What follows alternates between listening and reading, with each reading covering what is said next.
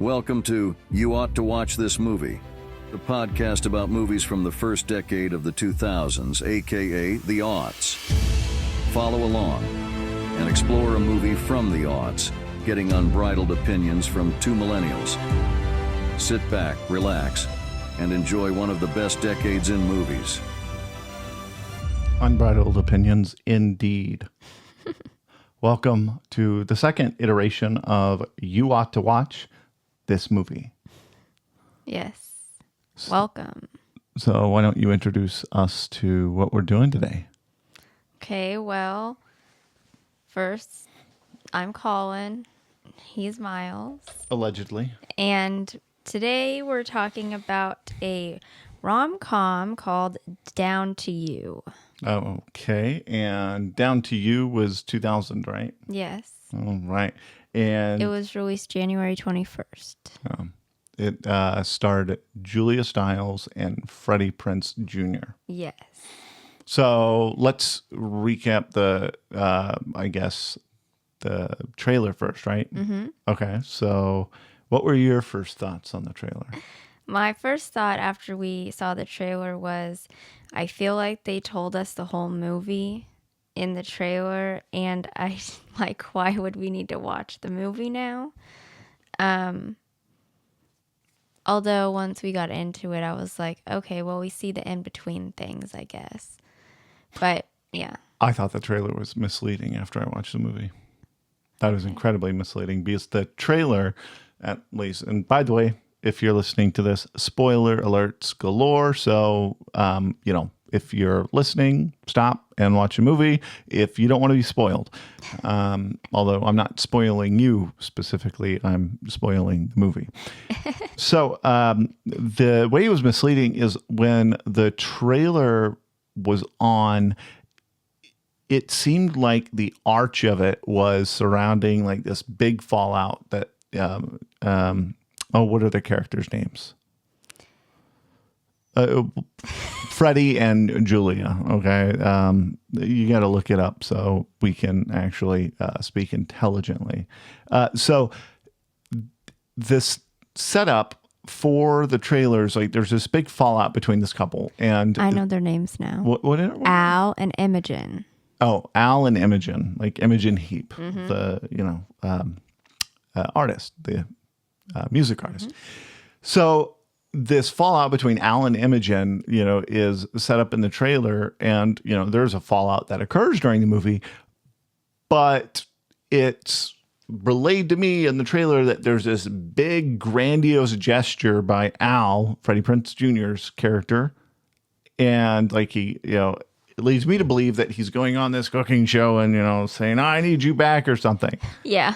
And no, it's just telling their story, which it's nice, but that was my first thought after the movie. I can see that. They kind of moved things around in the trailer, so it was out of order and misleading, as you said. Yeah, but what was your initial? Well, that was your initial. Okay. And my other initial thought was, it's an old style rom-com. I'm not sure if I will like it. Okay. And there was a voiceover. Yeah. There was another voiceover in this trailer, which, hey, what's wrong with voiceovers? But what I wrote down whenever I originally watched it is, whatever happened to Freddie Prinze Jr.? I still don't know because I haven't looked it up, but, I haven't heard from Freddie Prinze Jr. I know Julia Stiles was part of the Bourne series and other, she had a role in, what was that movie? The Christmas movie? What movie? Oh no, that was Claire Danes. I I'm thought sorry. you knew her from Dexter. Oh yeah, Dexter. Yes, of course she played Lewin. I originally knew her from the Bourne series. God, that character angers me so much from Dexter. Which anyone who watches has watched Dexter through season 5 knows what I mean. So that was my first thought, whatever happened to Freddie Prinze Jr. And this trailer really made me nostalgic for AOL Instant and Yahoo Messenger.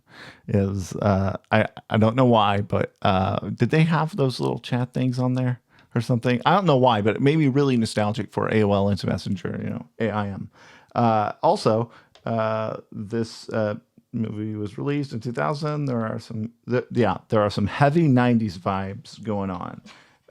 Overall, I like this type of rom-com. It really doesn't feel like the trailer is hyper focused on the fruit gushers and feelings that that occur through the movie, which is nice because as Colin likes to say, I just get on my phone whenever they're having the ending moment to any episode. Like, oh, you don't want to hear what they have to say? Well, the episode's over. It's just character development. I can listen to that. Well, we should also, I guess our next segment is when I talk about actors that we Recognize knew from other things. Okay. Which, of course, Julia Stiles was on my list because you knew her. I don't really know her at all. Do you want to tell them why you know how I know her? Not really. Oh, well, I do because it's kind of funny. So I made the comment, and I guess you can't make jokes, around your wife, but We weren't married. we weren't married yet. But it's like I called her one of my celebrity wives, and she was just so aghast by that. I just didn't think it was something you should say to someone you're dating. You're probably right, but I don't have the best judgment in that sense. So We also recognized Henry Winkler. yes, Henry Winkler. If you don't know who Henry Winkler is, you've watched Parks and Rec. He is George Ralphio's father. God, I love him in that. He's also the attorney in Arrested Development. Another fantastic role. And And the most important thing that he's famous for, what? the fawns from Happy Days. No one cares about that. Yes, they do. That's why they will know him. Oh, well, I never watched Happy Days, so. Well, I don't know how to help you then. Well, it's, I'm just reveling in Parks and Recreation because George Ralphio's father, and in the words of George Ralphio, he was the best. We also recognized Ashton Kutcher. Kutcher or Kutcher or Kitcher? That was Kutcher. I don't know what it is. Ashton Kutcher. Yeah, that's Whatever, Kutcher. Whatever. He was a creepy guy. Yeah, totally. James Morrison. Nice to meet me.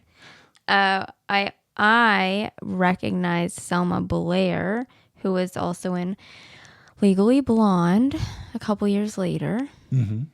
And then Jimmy Kimmel, of course, made a cameo. Oh, yes. Jimmy Kimmel and Adam Carolla in their Man Show appearance.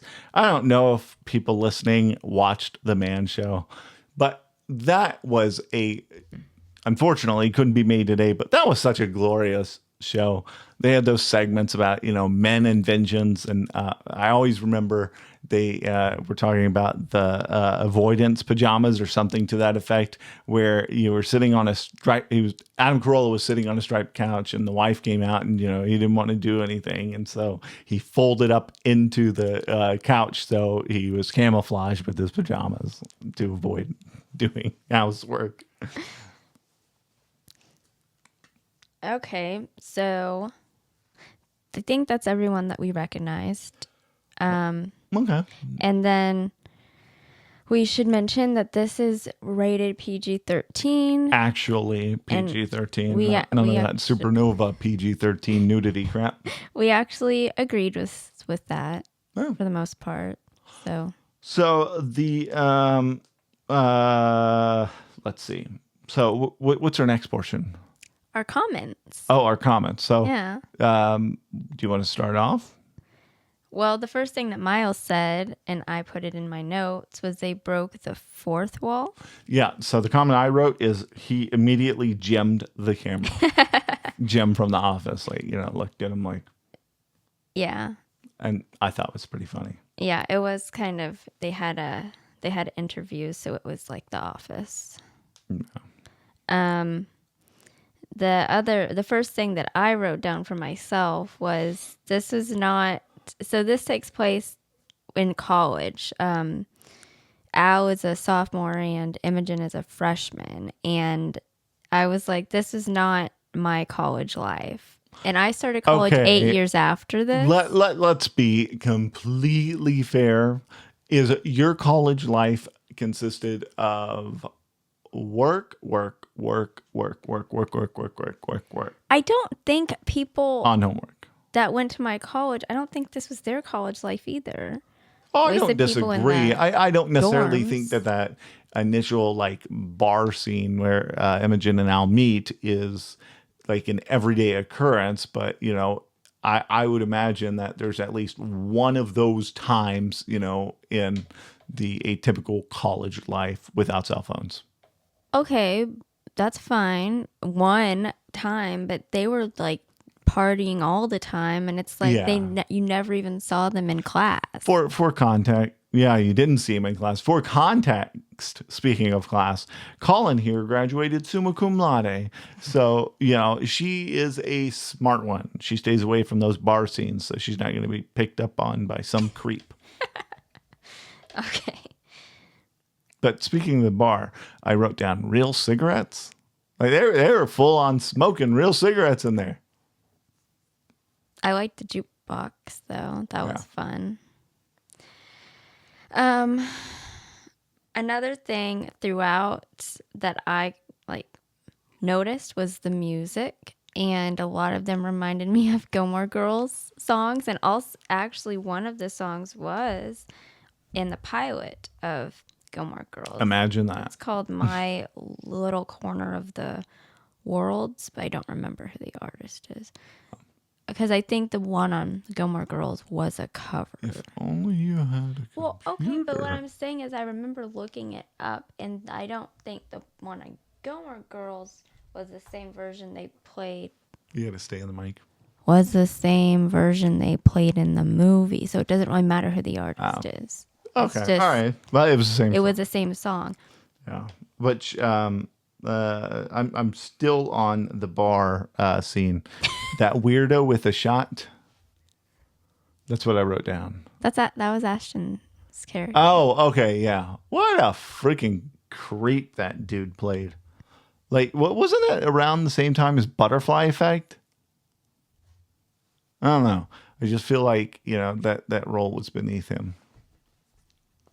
Or maybe not. Maybe that was, you know, a method actor's role. Because, jeez, he was a weirdo. Butterfly Effect was 04. Oh, okay. So it was after. Oh, okay. So maybe he had to, you know, go through the grime to get that, you know, his subsequent roles. Oh, is he in that? Butterfly Effect? Yeah. Oh. I don't know what he's been in except for that 70s show. And Valentine's Day. And after Charlie Sheen got kicked off of 2.5 Men? I never watched that show. Oh, okay. Never mind. That's when you say, I don't know how to help you. Also, inside of the bar, they were eating. I don't know if it was the first bar scene or another subsequent bar scene, but I wrote down and thinking about it. What restaurant do you know that serves a rack of hard-boiled eggs? I didn't see that. Well, I did, and I just thought, like, okay, like they just have a specific egg rack that, you know, they have for customers, and you know, what if they get a whole bunch of customers ordering it that day? They have a rack for every customer for hard-boiled eggs, and who's ordering hard-boiled eggs at X o'clock at night in a bar? I don't know. That just seemed ridiculous. But hey, maybe it's a Boston thing or, you know, New England thing, huh? That was, because that was New York. Okay. They were in New York. Yeah, like New York. Okay. So,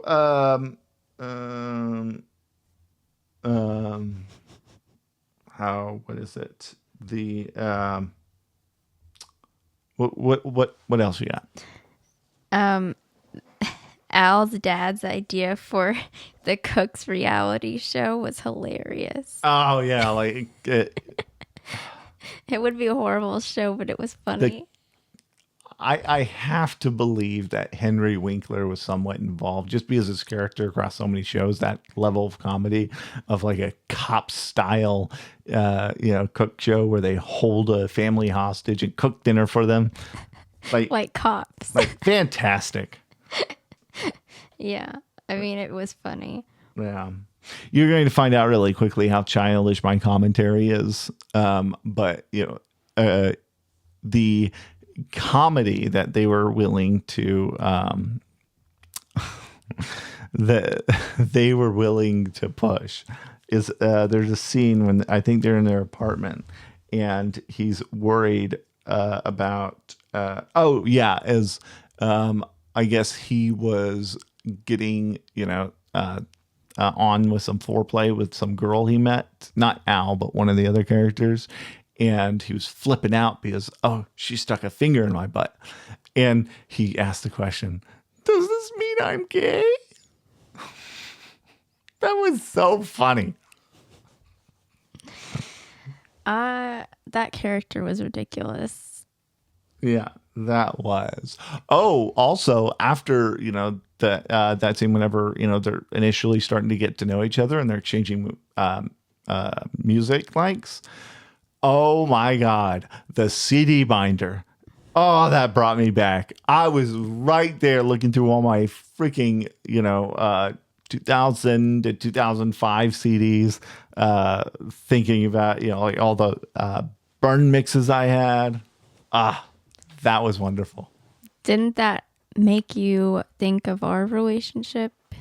Because for the people that don't know us, a big part of our getting to know each other phase was through music. Albeit it was through Spotify. Same difference. Yeah, I know. But the 21st century CD binder. That 21st century CD binder, which is Spotify. Okay, yeah, that's fair. But I mean, I guess in the sense like I identified with them getting to know each other through music like we did, but at the same time, there's this distinct memory in my head of smelling the plastic as a page turns, and like seeing Hybrid Theory or Reanimation or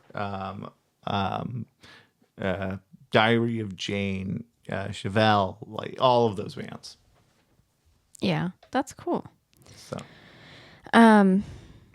another thing you wrote more things than I did this time. Last time I was writing a lot more, but I was enjoying it. Okay. That's what I said. I'm enjoying this one. You wrote a comment that says I'm enjoying it. Okay, that's fair. That's good. So,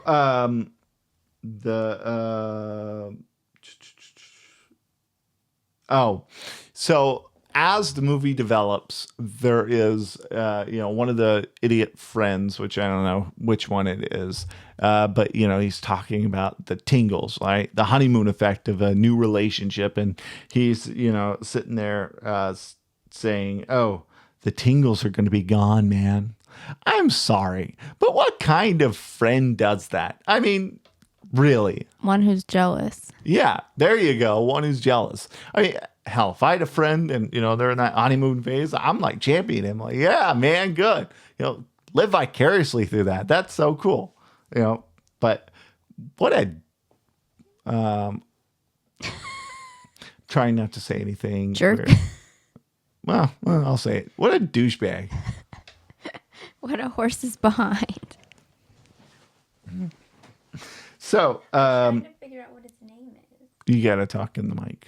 I wasn't talking to the audience, but I'm trying to figure out. Me. I'm trying to figure out what the character's name is. Well, I don't see him on the cast. I will tell you. So, on the cast, you're talking about the bigger guy. Mm-hmm. The weirdo, the artist. Ricky James. That's his character name? Yeah, I believe so. I'm going to pull it up. Yeah, it's this guy right here.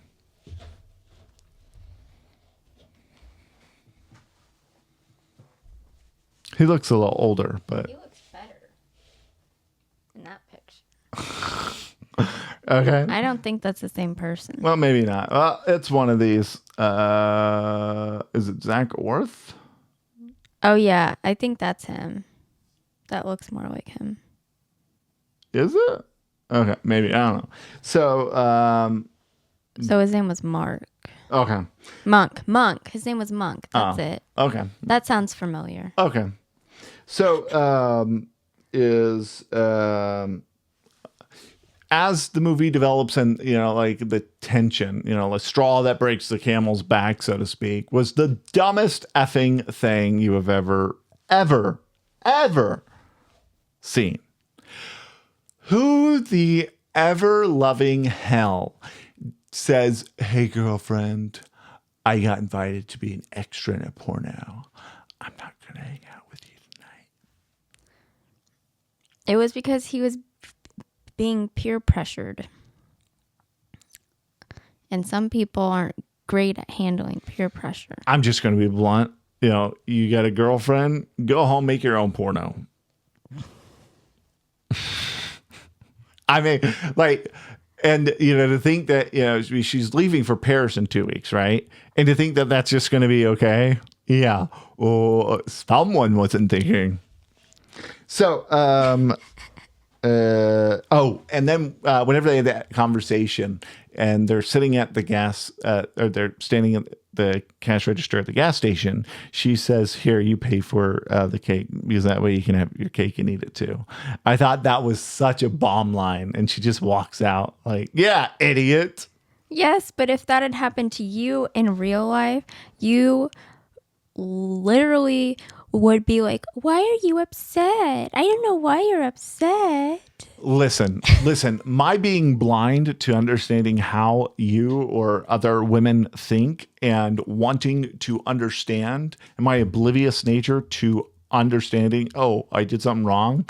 I don't think that should be conflated with that kind of stupidity, because you're right. I always ask what I did wrong because I want to know specifically so I don't mess it up again.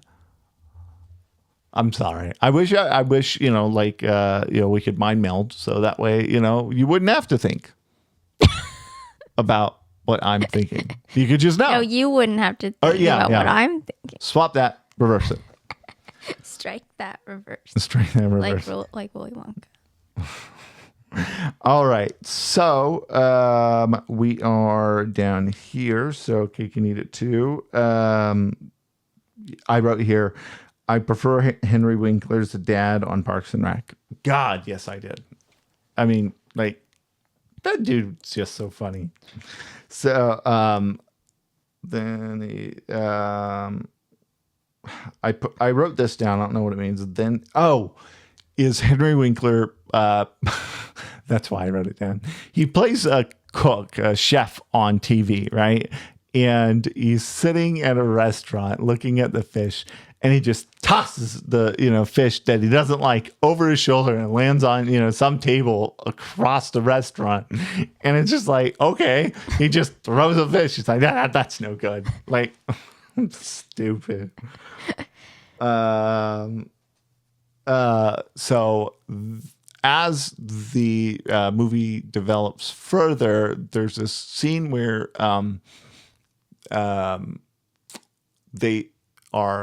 Imogen and Al are lying in a bed, and it's supposed to, I guess, present that it's still busy on whatever night they're in bed already, and so it's a Friday. Yeah, they can hear these idiots outside, and they're laying in bed, and you hear this one guy say, "Oh man," or "Oh no, I just took a dump in my pants." Wait up! I just took a dump in my pants! Oh no! And it's like, what? Did you have to bring that up? Clearly you've illustrated that there was a lot of noise. I don't necessarily think you had to take it above and over with that one, but anyway. So as the crux of the movie comes to fold, it really comes to a crappy position that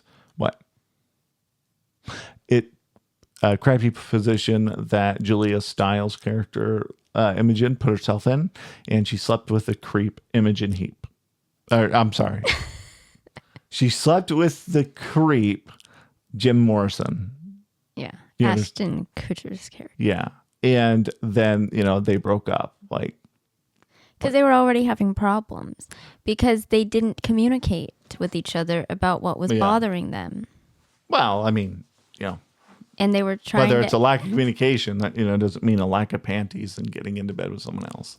And they were, they were just trying to act to adults when they're still, kids, basically. Yeah. It's stupid. I mean, I did like the progression, like how I think they portrayed a relationship pretty well, like, the infatuation stage, and then, like, if you don't grow together, you're going to grow apart, and then you're going to have problems, and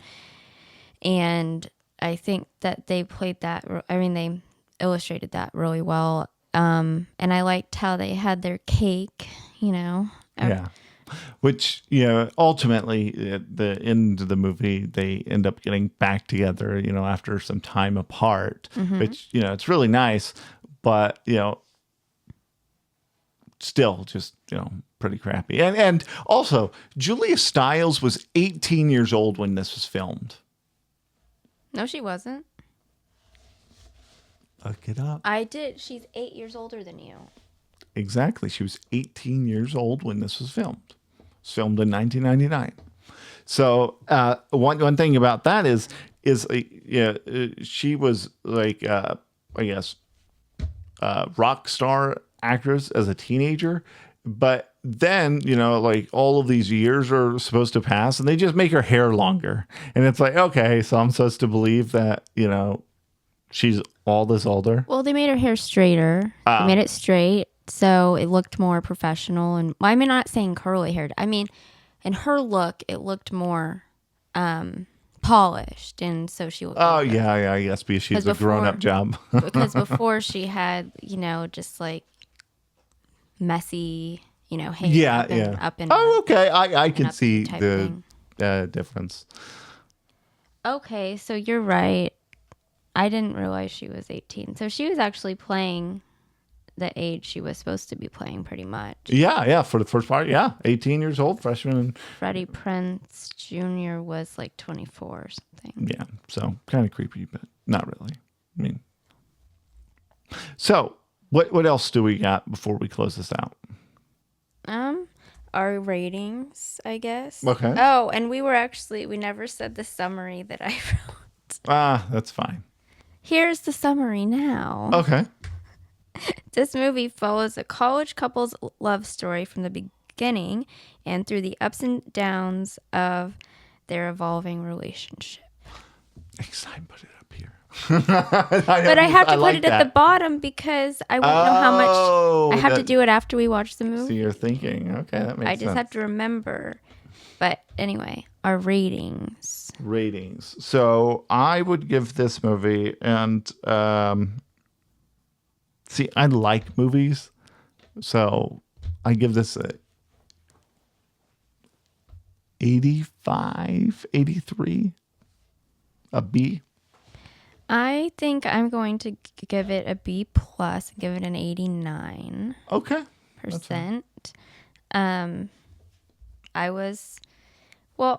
This was already on my potential list, like for a long time, because we had talked about just podcasting about rom-coms, but then we changed it to any movie type movie. So this has always been on my list, and I was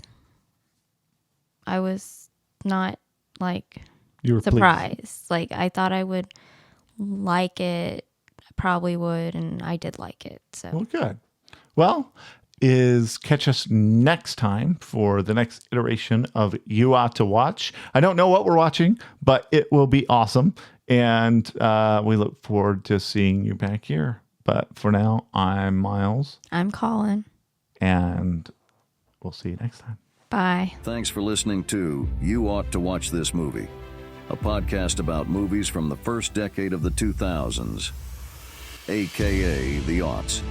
Be sure to subscribe for new episodes covering movies you ought to watch. We'll see you next time.